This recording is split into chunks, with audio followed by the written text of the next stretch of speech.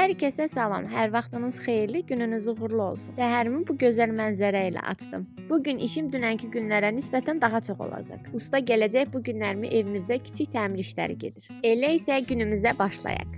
Dovğa bişirmək üçün qatdığı torbaya töküb üzərinə su əlavə edirəm. Bu cür edəndə dovğa daha şirin olur. Əgər turş qatdığınız varsa heç narahat olmayın. Gecədən üzərinə bol su əlavə edib süzün, səhərə kimi şirin olacaq. Qatıq orada süzülsün, biz isə keçək qozlu, sadə biskvit bişirməyə. 6 stəkan unun üzərinə 1 stəkan yağ töküb umaç halına gətirirsiniz.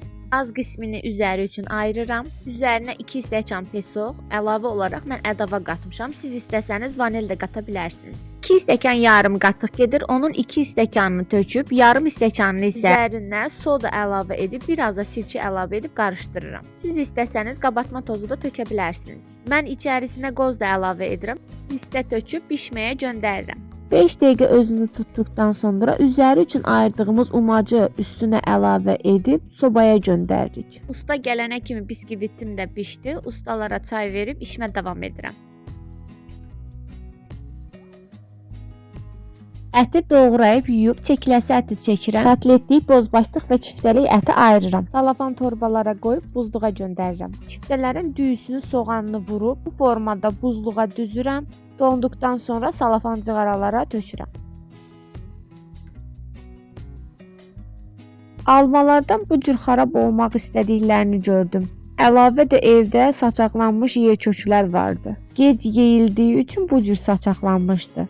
Almaları və yer köküləri də tiyorkadan keçirdim. Mən üzərinə 2 limon suyu əlavə etdim. Siz istəsəniz 1 limon suyu da əlavə edə bilərsiniz. Çox dadlı meyvə salatı alındı. Bu cür xarab olmaq istəyən meyvələrinizi dəyərləndirə bilərsiniz. Dovğa üçün bağçadan göyərti yığırıq.